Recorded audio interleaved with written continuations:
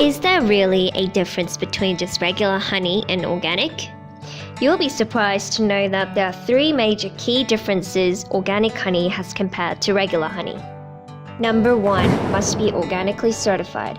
To be classified as an organic honey, it must be certified by the ACO, Australian Certified Organic, which means that manufacturers must meet a set of organic standard and conditions during the honey production.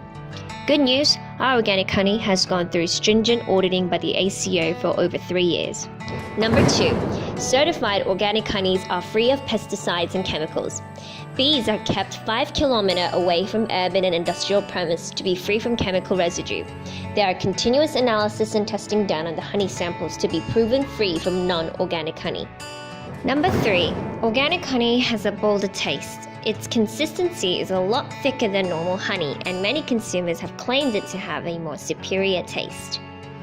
Those are our recommended top 3 differences of organic honey. To find out more about our products, visit our website and join us on social media.